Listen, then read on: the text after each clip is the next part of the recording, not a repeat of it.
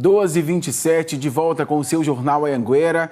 Um homem de 46 anos morreu num acidente na BR-050 em Catalão. Ele pilotava uma moto e bateu na traseira de uma carreta. A batida foi a 30 quilômetros de Catalão por volta das 7 horas da noite. A suspeita da PRF é que ele estava bêbado, já que motoristas que passaram por ele contaram que o homem fazia zigue-zague na pista. Magno Macena era de Catalão e trabalhava como mototaxista. Um jovem de 28 anos foi vítima de um grave acidente na BR-153 em Anápolis. Ele estava em uma moto e acabou batendo contra um caminhão. Vamos falar sobre esse assunto com o repórter Jonathan Moreira. Oi, Jonathan, com você outra vez.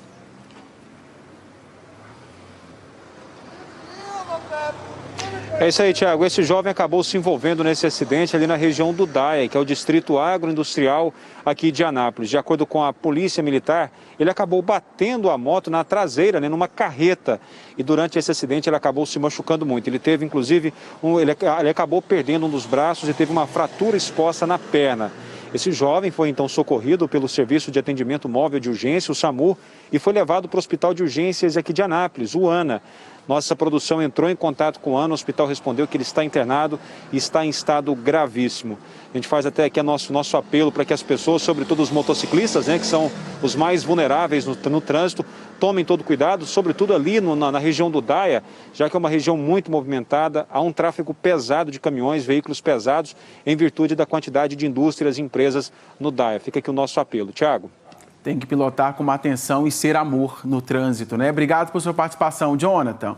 A gente, infelizmente, segue falando de acidente porque um motociclista ficou ferido após um acidente numa avenida de Rio Verde. As imagens do circuito de segurança mostram o momento em que o carro branco cruza a avenida e atinge a moto. A vítima foi levada para a UPA da cidade e o estado de saúde não foi divulgado.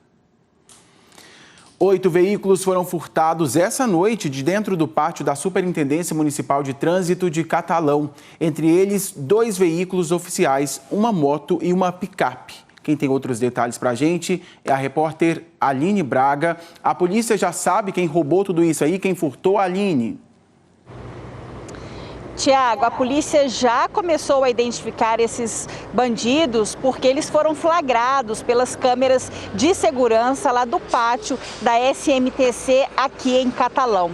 O furto foi nesta madrugada e os bandidos ficaram cerca de 3 horas lá dentro da unidade. Eles conseguiram levar 7 motocicletas e uma picape. Essa picape, ela era usada para serviços administrativos dos funcionários da SMTC.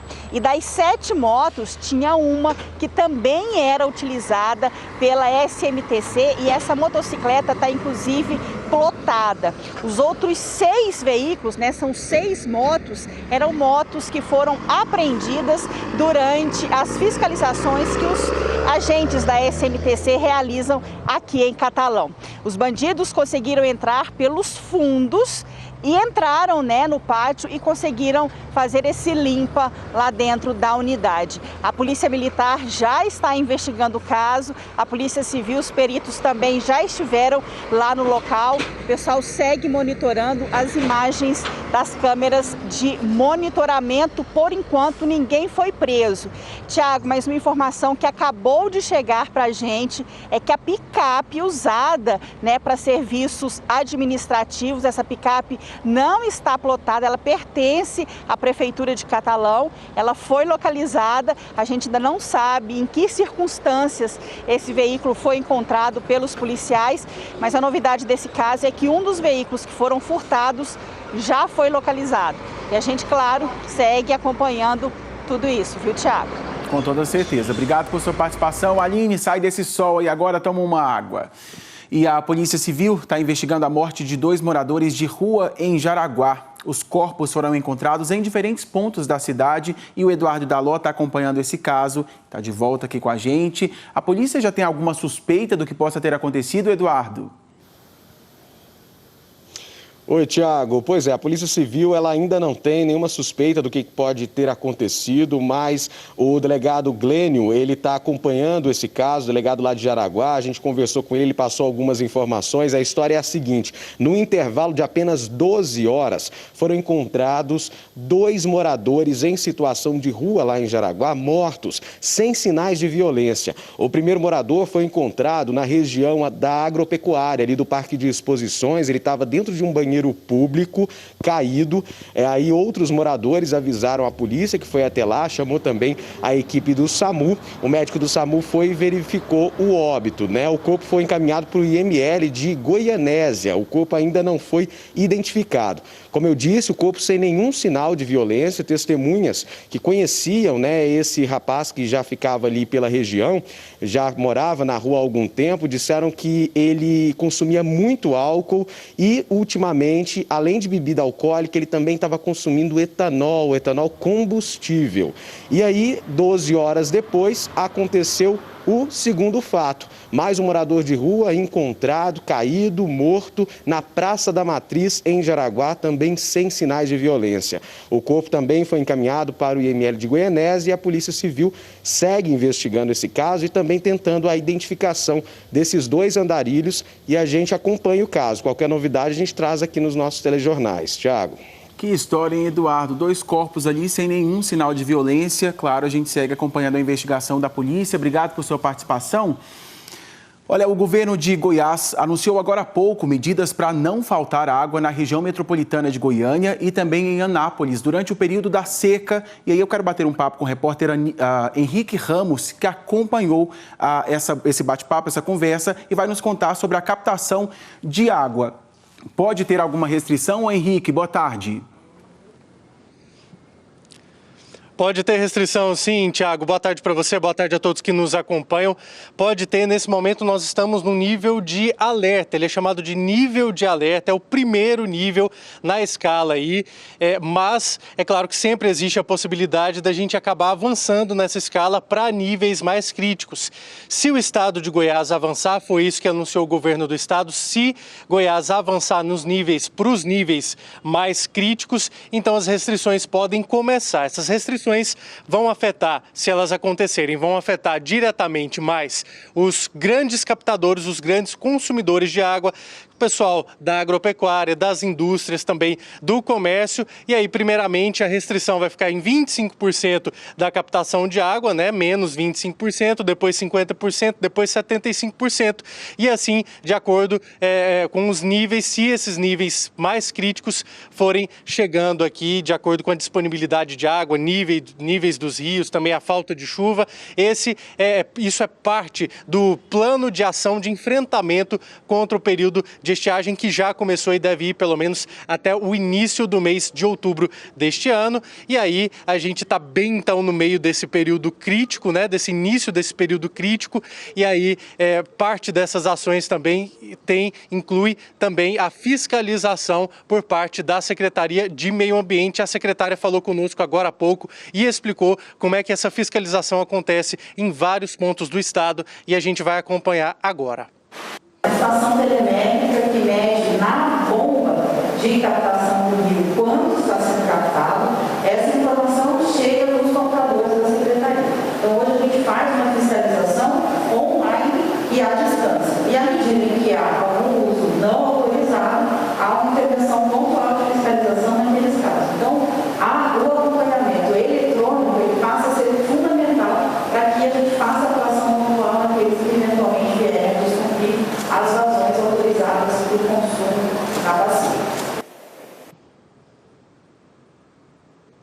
O presidente da Saneago também participou dessa apresentação desse plano de ações aí e falou sobre as atividades, né, as iniciativas da própria Saneago para evitar mais problemas com relação ao abastecimento. Falou de Goiânia, da integração do sistema do João Leite com o Meia Ponte e também quero trazer informação para você que mora em Anápolis. Falou da integração entre o sistema Piancó e o sistema DAIA. O presidente da Saneago relembrou, admitiu que teve problema, sim, principalmente na região região sul de Anápolis aí nos últimos anos, né? Vários bairros da região sul tiveram problemas, mas aí ele disse que a Saneago está trabalhando para essa integração, para perfurar poços também artesianos, aí vários poços pela cidade, para aumentar a vazão de água e evitar problemas de abastecimento, Tiago. E tão importante quanto essas ações da Saneago, do próprio governo, é também a consciência de toda a população, porque se a população não tiver consciência, não adianta nenhuma dessas ações. Então,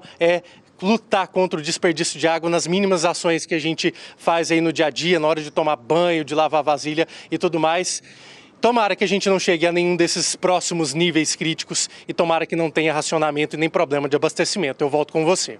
Com toda certeza, o Henrique, até porque nos últimos anos, Anápolis, sobretudo a gente falando aí para o pessoal da cidade, sofre bastante aí no período da estiagem por conta de tudo isso que você já citou aí. E a gente torce para que tudo isso surta efeito e que a gente não passe por nada disso outra vez. Obrigado por sua participação, Henrique. Até mais. Por ano, milhares de pessoas desaparecem aqui no estado e, para tentar ajudar a encontrar essas pessoas, a polícia começou um projeto de coleta de DNA. Vamos entender melhor esse trabalho com o repórter Danilo Moreira. Explica tintim por tintim como falam lá em casa, Danilo.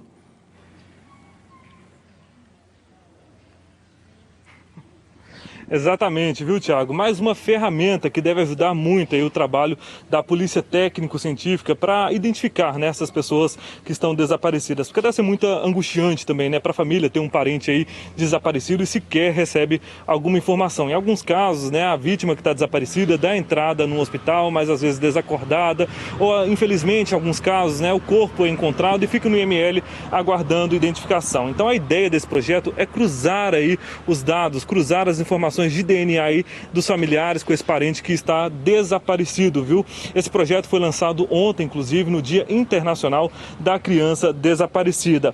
A coleta deve ser feita preferencialmente por um parente de primeiro grau, viu? Por uma mãe, pai, irmão ou também por um filho. Aí a pessoa que tiver aí um parente desaparecido e quiser participar desse projeto, basta procurar uma das coordenações regionais da Polícia Técnico-Científica. Ao todo, 22 cidades estão participando desse projeto aqui no estado. Aqui na região do entorno, aqui em Lusiânia e também em Formosa. Aí o familiar tem que levar um boletim de ocorrência, mas se ele não tiver esse boletim de ocorrência, pode ser feito lá na hora. Se o familiar também quiser levar um item pessoal da pessoa que está desaparecida, de preferência aí uma escova de dente, uma escova de cabelo ou até mesmo um aparelho de barbear. Aí uma pessoa sendo localizada, esse cruzamento de dados pode ser feito e a família então receber essa informação, viu, Tiago? Quem quiser mais informações aí, o familiar que tiver um parente desaparecido, com a lista completa das 22 cidades que estão participando, basta acessar o nosso portal de notícias, o g1.com.br/Goiás, que lá tem o endereço aí das coordenações regionais da Polícia Técnico-Científica que estão participando deste projeto. Tiago. Tudo detalhadinho, né, Danilo? Obrigado por sua participação, meu querido. Até mais.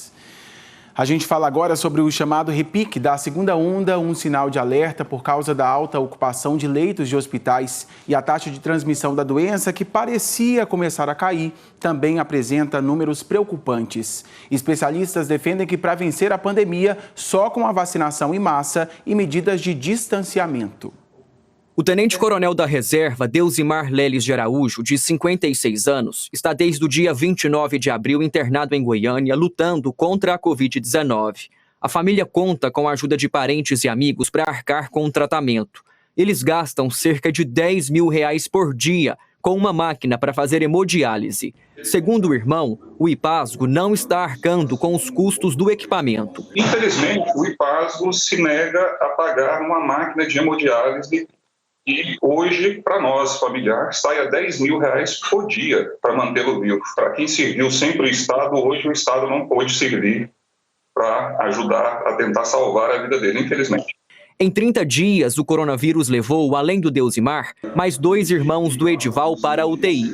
Os casos têm aumentado em Goiás. A Secretaria Estadual da Saúde disse que nos últimos 15 dias foram confirmados mais de 30 mil novos casos da Covid-19 aqui no estado. Em 2 semanas, mais de 1.000 pessoas morreram vítimas da doença em Goiás. E as internações também cresceram. No dia 18 de maio, 76% dos leitos de UTI Covid e 61% de enfermaria estavam ocupados em Goiás. A ocupação foi crescendo dia após dia. Ontem, dia 25, uma semana depois, a taxa já estava maior que 83% das UTIs e 68% das enfermarias. E a explicação deste avanço pode estar nas ruas. Muita gente parece estar despreocupada com o vírus e agindo como se não tivesse mais pandemia. Na região da 44, clientes, lojistas e vendedores ambulantes não usavam a máscara. Na Avenida Anhanguera também tinha gente sem a proteção. Na capital, as restrições foram flexibilizadas. O comércio funciona sem limite de horário e as lojas abriram até no feriado. O Parque Zoológico e o Mutirama foram reabertos. Encontros sociais e corporativos de até 150 pessoas estão liberados. No interior também tem pessoas mais despreocupadas com o vírus. No final de semana teve muita aglomeração e turistas não respeitando as orientações de distanciamento social na Rua do Lazer, em Pirenópolis. O secretário de Saúde disse em entrevista à TV Anhanguera que Goiás não está na terceira onda, e sim em um repique da segunda. Nós não saímos ainda da segunda onda, Lília. Seria um repique de segunda onda que a gente considera até mais desafiador do que uma terceira onda. Porque a terceira onda se pressupõe que o número de casos está lá embaixo, já foi vencida essa barreira, os leitos estão desocupados. Não é a situação atual. Nós estamos com a taxa de ocupação alta ainda, o mínimo que tivemos de hospitais do estado foi 78% e começou a subir novamente. Então é um repique de segunda onda, né, e isso nos preocupa bastante. Para esse médico pneumologista, não importa a nomenclatura, e sim que os casos não apresentam uma queda considerável para flexibilizar as medidas de restrições. No momento que há uma liberação de todas as atividades, há uma percepção da população que a pandemia acabou. E é uma percepção absolutamente errada. O controle se dará com a vacinação e com as medidas de distanciamento social.